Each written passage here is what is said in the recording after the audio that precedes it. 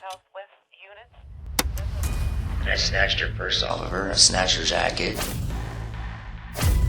On December 18th, just 7 days before Christmas, charged with murder, Christopher Morrison Sr. appeared via video for his arraignment. December 2023, just before Christmas. It's a time of friendship and giving, a time to be with your family. But for one couple in East Liverpool, Ohio, this would be the Christmas of nightmares. 34-year-old Tiffany Morrison was last seen on December 18th by her mother-in-law, who doted on her. Tiffany was a real part of the family, but her initially dreamlike marriage and her relationship with her husband himself was crumbling with devastating consequences. It's over. We're done talking. When's the last time you saw your wife, you said? Tiffany hadn't been seen for days, and the house in which she, her husband, and his family had built a life together was now a crime scene. What had happened to Tiffany?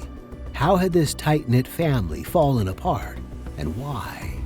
Teenage sweethearts, multiple affairs, and a shed full of horrors. With exclusive interview and body cam footage, only on the Decoder. This is the tragic story of Tiffany Morrison.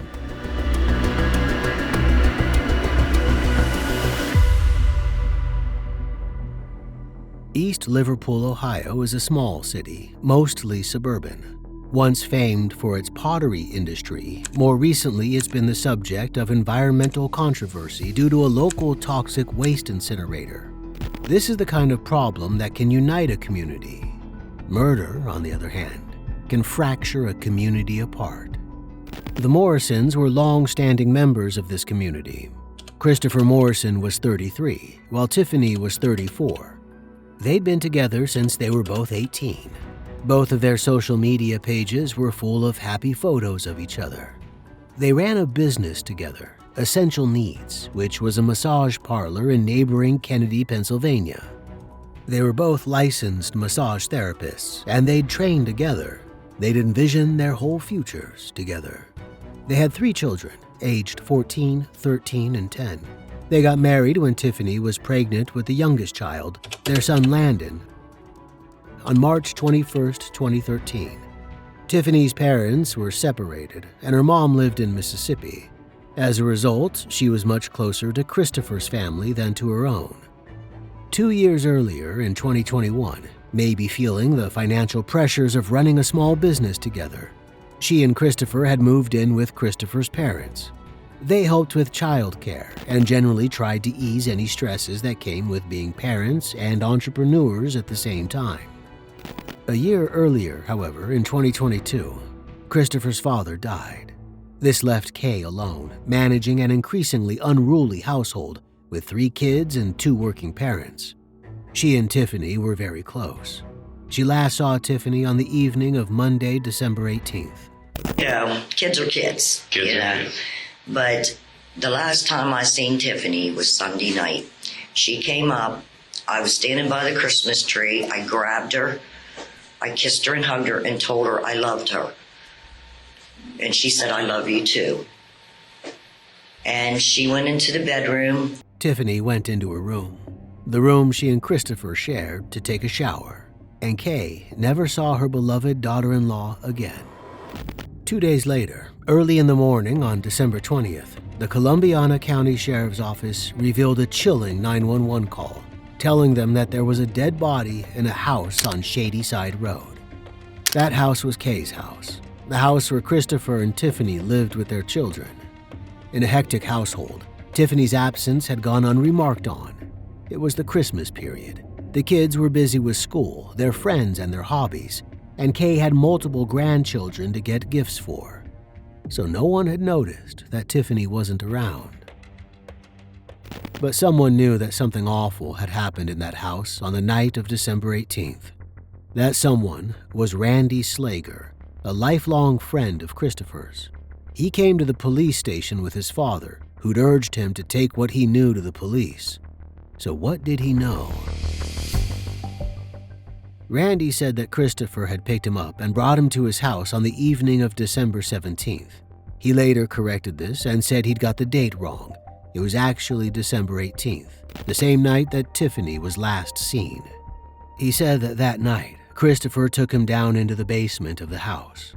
Kay and the kids were all upstairs at the time. Christopher showed Randy a bullet hole in the shower area, clean of blood. He said he'd shot Tiffany, and he showed Randy a photo of Tiffany on his phone. In it, Tiffany had been shot in the face. Christopher wanted help with disposing of her body, which he'd covered in a tarp and rolled up in a carpet. Initially, Randy refused, but Christopher had a gun. Christopher told him he'd kill everyone in the house, including his 3 juvenile children, if Randy called the police. So Randy helped him take Tiffany's body up the stairs and out into Christopher's Jeep, then into the shed. At this point, it was around 3 a.m. The police then looked into Tiffany's cell records. They showed that the last text message she'd sent had been at 6:50 p.m. on December 18th. Since then, she'd received 13 further texts and not responded to any of them. Randy Slager's story wasn't some hoax. Whatever the circumstances, it seemed clear that something had happened to Tiffany that night. So they got a search warrant for the house. They had Randy call Christopher to pick him up to make sure he wouldn't be in the house at the time, armed and dangerous. His threats to kill his children and his mother were at the forefront of their minds.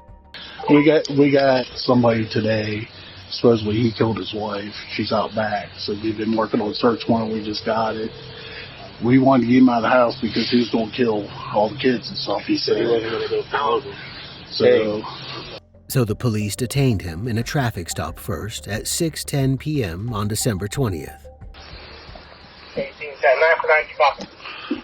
How you doing, sir? Good, how are you doing? You have your license, registration, proof of insurance with you? What's your name?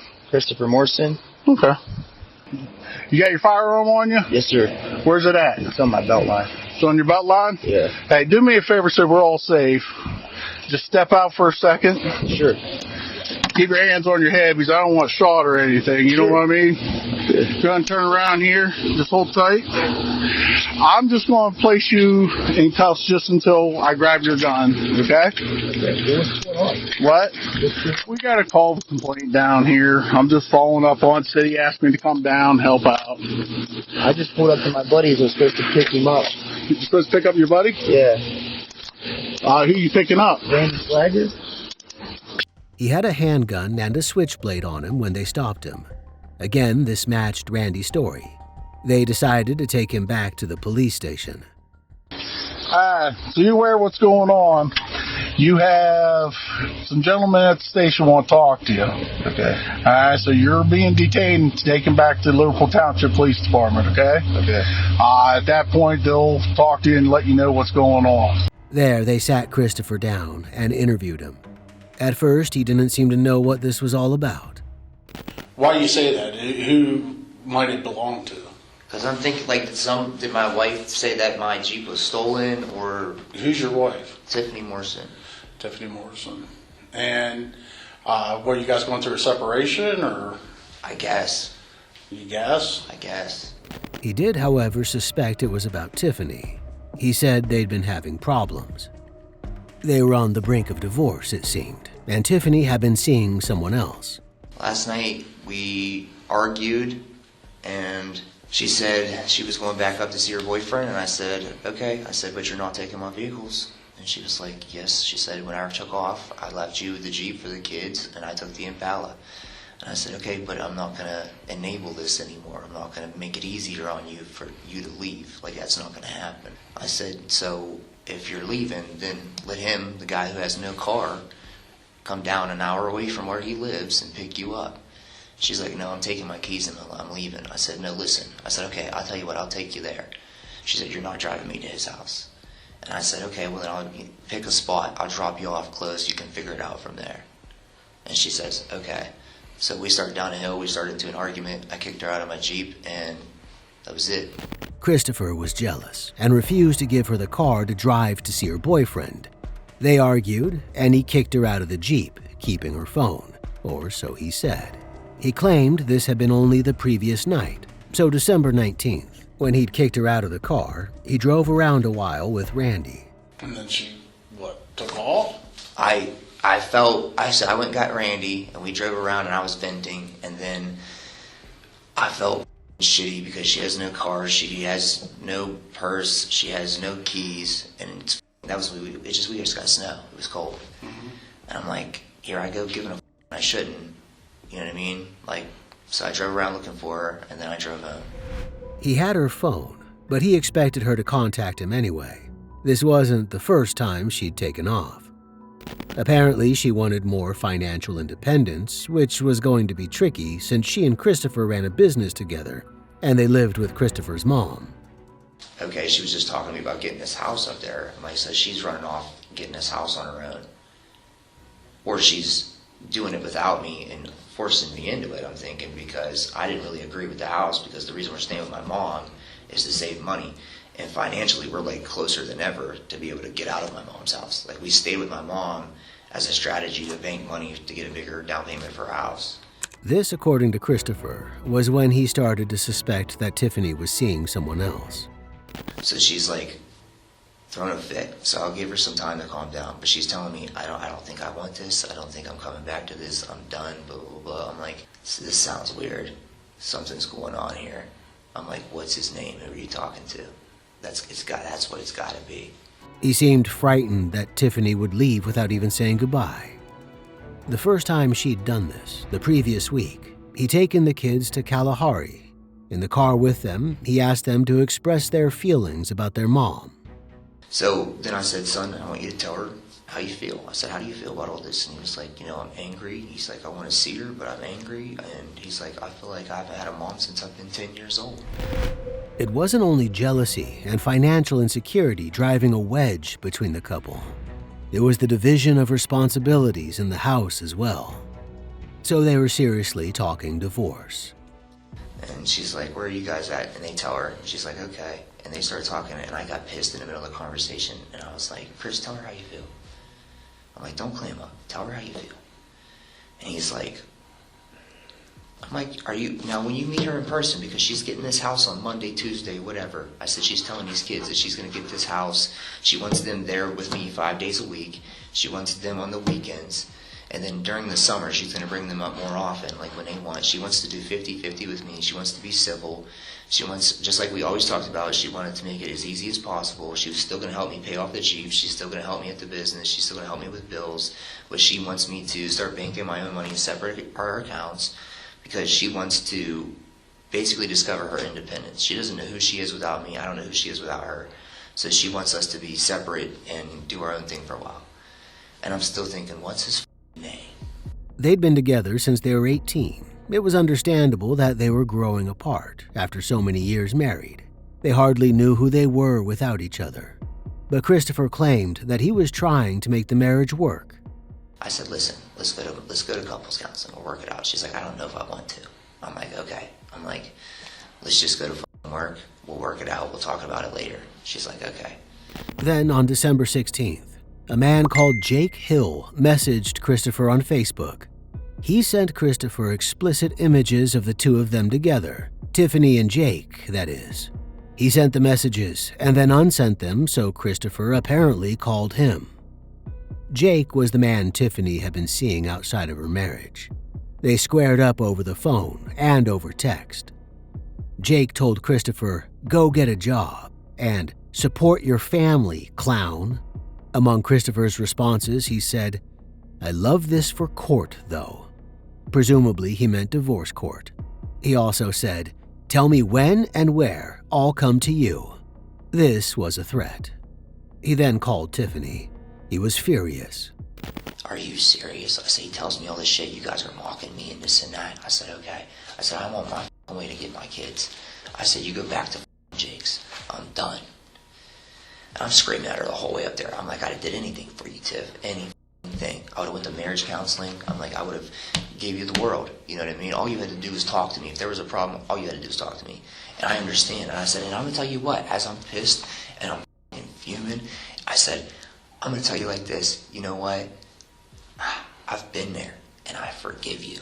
I said, how fucked up is that to say in the middle of it? In the middle of it, after the conversation that I got right now, I'm telling you I forgive you because I understand why. I understand why, because I've been there. I said, and it doesn't make me want you any less. I said, it doesn't make me not want to fix things. I said, we'll go to marriage counseling. I said, we'll get our family back. If you decide after marriage, you give me some time. We go to marriage counseling. You decide after that you don't want to be together. Fine. I said, but let's exhaust every possible option before you do this. But according to Christopher, they managed to reconcile enough that they spent the night together. And in the morning, he started looking for new job opportunities in real estate to turn their fortunes around. But things still weren't right. On December 19th, according to Christopher, he confronted her again, convinced she was still texting Jake. He took to pleading with her not to leave immediately. What do you plan on doing tonight? You're not going back to his house. Like, I can't let you do it. Like, I just can't let you do it. She's like, I'm not going back to his house. She's like, I'll stay here. I was like, I'll make your room comfy here. I'm like, but there's no reason you can't come back to mom's. I'll sleep in the basement. I'll sleep on the couch. We don't have to sleep together. I said, if you want boundaries, set them. But it's better than camping up here and going to that dad's house. I said, give us a chance. Give me some time. Let's go to couples counseling and we'll work on it. And if you still want to go, and in the meantime, she says, if I still want to move out, I said, fine, then move out. But I'll get you a house in Ohio. Don't get in PA where you can't see your kids but 2 days a week, and then leave me when my income's going to be cut in less than half, and I'm going to have 5 kids. I'm going to have 3 kids 5 days a week and have to be paying for them the majority of the fucking time, and you're not even going to get to see them and be involved. I said, it's selfish. It's fucking selfish, and no matter how you look at it. If you're trying to teach them the lesson of you walk away from a bad relationship, then fine, teach them that lesson. But that's not how you do it. You don't run and abandon your kids and just concentrate purely and only think about yourself before Christmas. When this didn't work, he resorted to violence. So she's chasing me around the basement. She's wailing on me, and I'm wrestling, and I'm reading through her shit, and I'm like, I look on Messenger, and I see something about something encrypted, and I hit it, and I start reading through it, and I'm like, wow. I'm like, he's worth losing all of this for. Like, I would have did anything for you, anything in the world, and you're going to walk away from me for this fucking loser. I'm like, you're going to lose your family, you're going to do all this shit. She's like, Chris, I like talking to him. I'm like, all right, so I shoved her. I did. I shoved her. He was worried he'd hit her head, but he said she seemed fine, just certain that she wanted to leave him, and he agreed to drive her up to Jake's.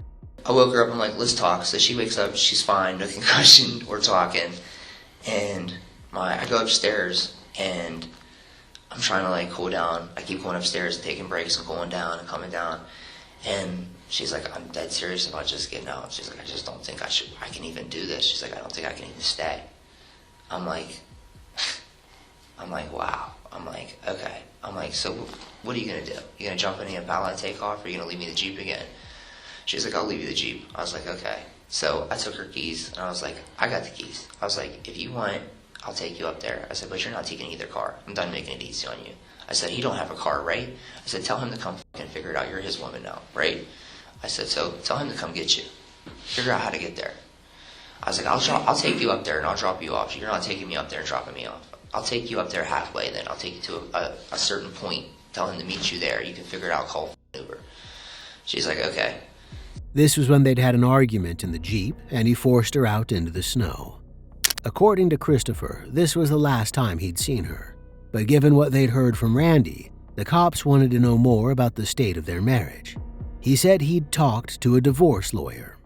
Okay, he's like, well, what you should do immediately, he's like, file for divorce. He's like, which sucks because it sounds like you want to work on it. He's like, and you don't want to file, I know. He's like, but if you file for divorce, he's like, then you can file for temporary custody. He's like, which will prevent her from being able to take your kids and fleeing. And I was like, okay. I was like, I'll get back to you about that. I'm like, how much is that going to cost me? He's like, it's going to be $3,300. And I'm like, again, with the money, like, this is not the time. This is not the time. And if she's leaving, I don't want to spend that money. Let her pay to file. I'm not the one who wants to divorce anyway. So I'm going to have these 3 kids. Why am I spending any money that I got? Divorce was going to be expensive, and they were already struggling for their finances. Tiffany had taken a second job in a factory, and Christopher was apparently considering this real estate thing. Pressure on the couple had been mounting, and it wasn't surprising that they'd reached a breaking point. But most couples, when they reach a breaking point, just split up. And it can be messy, but it's not usually violent. Christopher was pretending he was a different kind of husband, the kind who'd be upset, not violently furious at his wife's lack of interest in their life together. He'd admitted to hitting her, but nothing else. The problem was, back at his house, the cops were executing a search that showed the exact opposite to be true. Inside his house, they found trash bags, a loose piece of shower surrounded with a bullet hole in it, a matching bullet behind the shower stall, and a suspiciously red stain on the floor. These were all the hallmarks of a murder, just missing the body. So far, everything matched what Randy had told them, not what Christopher had claimed. And in the shed, just like Randy said, they found Tiffany's body. Or rather, they found a rug rolled up around several black trash bags inside a clear tarpaulin. The contents of those trash bags were the stuff of nightmares. Christopher had used a saw to dismember his wife. There were 6 separate trash bags containing her body parts. She'd been killed by a gunshot wound to the face, just as Randy had described it. The gun hadn't been more than 3 feet from her at the time. Christopher Morrison had killed his wife, and now he was sitting in the police station lying about it.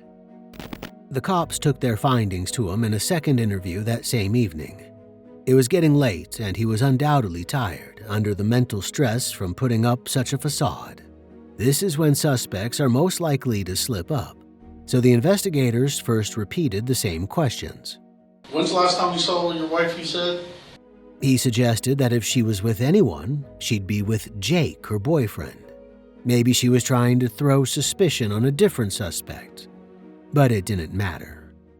The reason in here that we brought you in, we have had people over your house.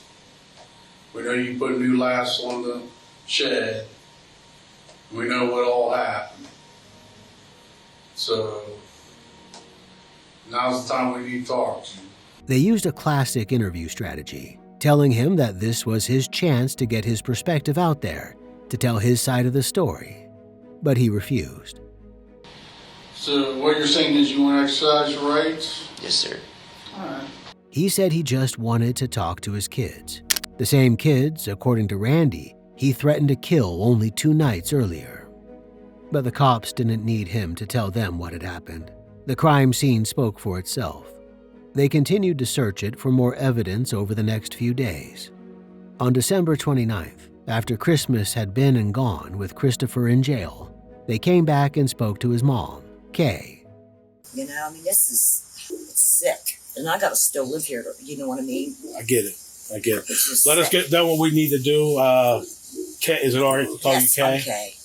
And we'll give you a copy of the inventory when we're done. Many killers' moms believe in their children's innocence. They feel compelled to.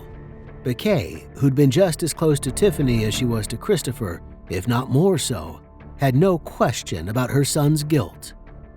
She was upset less with the constant interviews and warrants being served on her house, and more that her son had done this in the first place. After all, she'd taken him and his family into her house to help them save money, and he'd committed a heinous crime in her own 4 walls, tearing that family apart forever. She wants to know when she can burn the shed. That's when she can burn the shed down. She wasn't trying to destroy evidence. She was trying to move on from what her son had done as fast as possible. It is. It's very horrible. I mean, I'm sick to my stomach. I want to burn the shit down as soon as possible. I want to know when I can do that. Christopher had been calling her from jail, but she didn't want to talk to him. Nothing to say? Well, no, I don't have nothing to say to him. I mean, you know, he did this in my house, you know what I mean? And, you know, I just don't know where his freaking head was at, but I know it sounds cruel and he's wrong, but I don't even ever want to say anything after what he's done there. Kay clearly had no interest in covering up for her son. In January, she agreed to be interviewed to establish more of a timeline for the murder. She recalled seeing Tiffany for the last time in the evening on Monday, December 18th, and Christopher behaving strangely. He was acting very odd. You know. Chris was acting on. Especially on Tuesday. Not Monday. Let's talk about Monday. Oh, Monday, he was... Like after you got home from shopping? Yeah, he was acting a little odd. Monday, I think it was, Monday evening. He didn't want us downstairs. You know what I mean? And he told us that she was sleeping.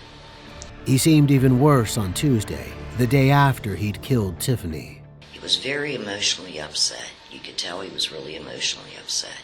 And I think it was, I can't remember if it was Tuesday or Wednesday, when I returned home, he was burning garbage. Very often. They don't burn garbage very often. Where do you burn garbage at? Right out back. Just paper garbage. Where is that? Like on your back patio? Yeah, on my back patio. There's a big thing out there, up by the tree. Had she come across him trying to destroy the evidence of what he'd done? It seemed likely. So you never seen Tiffany walk up out of the basement and get into the red car or the Jeep? No. Kay also offered some more background on their marriage.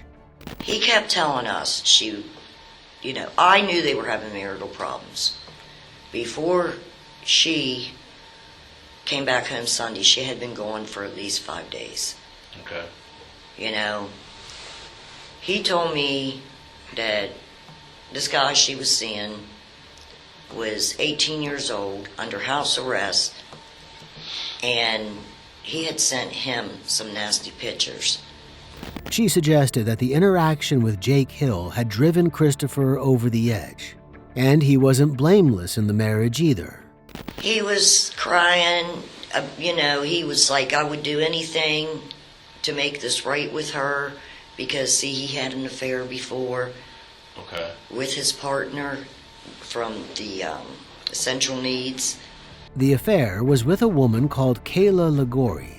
It happened for around 2 years, across 2019 and 2020. So 3 years earlier, a long time ago, and she had long since quit working with Christopher and Tiffany. But this was an old wound that had never fully closed. Maybe Tiffany's own affair was partly her own way of getting back at him, and he responded to it rashly and unhealthily. Totally inappropriately, he sent the explicit images to their teenage son, perhaps trying to drive a wedge between the kids and their mom. Kay also revealed that Christopher had a violent past. I'm not going to say I was never scared of my son, because I've always been kind of scared of him. When he was 14, he and his friends tied up a dog and shot it. Kay later found the corpse on her property.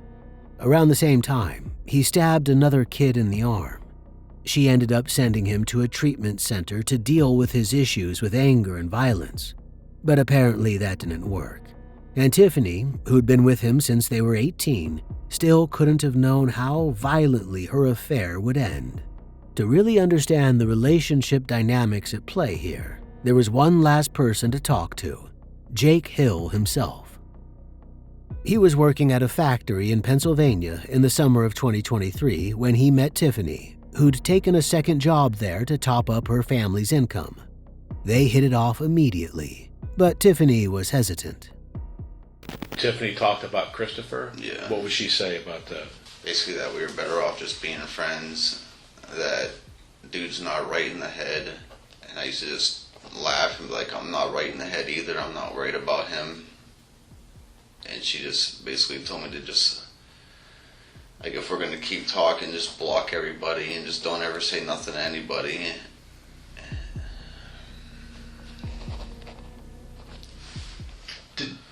Did she ever express any concerns that she had about the two of you getting into a relationship? How Chris may react to that? That's why she said that we were better off just being friends, because she was, I don't want to say that, I mean, she had to be scared of him to say something like that. She said he was nuts, that he wasn't right in the head. That's all she kept saying, and I just kept pushing it off like I'm not right in the head either. Despite her evident fear of how Christopher would react, she became close to Jake. In November, only months before her death, she began a romantic relationship with him. For those first few weeks, Tiffany felt like she'd escaped the stresses of her fracturing marriage, until just a week before her killing, when her daughter found her text messages to Jake. In these messages, they were discussing the way Christopher treated her. I don't know, I told her like a lot of things, like he didn't like care about you, he just didn't want to see you with nobody else. He's this, he's that, he's manipulative, he just wants to see you stuck, he's just happy where he has you. And she was starting to realize that and starting to open up to that a lot. And she's like, you know what, I think you're right. And she like finally had enough. She like made some soup or something, and he came home and like flipped out and was like, this is greasy, you know, I don't like greasy stuff, this is bullshit, I don't know why you're cooking me stuff like this. And that's when she messaged me and was like, Jake, I think I finally had enough, like just send me your address, I'm coming there. That her daughter had seen these messages created an urgency in their relationship that hadn't been there before. Tiffany had to choose: Christopher, the man she'd loved for 16 years, or Jake, who offered her something new and exciting, an escape from her controlling husband. When she left the house for 5 days, the week before the murder, she stayed with Jake. She told him she wanted to leave Christopher and live with him instead. On December 16th, she was driving back to Jake's after work when she received a call from her daughter, who wanted to have a movie night with her. This was enough to sway her decision. Maybe she felt like she was betraying her family. Maybe the stress of keeping the affair from Christopher was too much. She agreed to come home and sent Jake a video to break up with him. And then, like 45 minutes later, she sent me a video and she said, it's over, I'm done. I'm done. It's over. We're done talking. And I said, what do you mean you're done? Like, are you okay? Is this dude about to hurt you? What's going on? And then he sent me the video. I don't know if you guys seen it or not, but he said something about Jake Hill from Newcastle. I'm getting closer, bud. I'll be there soon. We're going to talk about this man to man or something like that. Jake didn't respond well to Tiffany's choice. He started drinking, and that night he sent Christopher the explicit images over Facebook. The ensuing fight upset Tiffany deeply. She didn't want to be with either of them, and she started talking about leaving Christopher and getting her own apartment. But both of them, Tiffany and Jake, were scared. Christopher had threatened Jake and hit Tiffany. I told him stuff like, it's like all bunched together. Like, I was drunk, I was very drunk.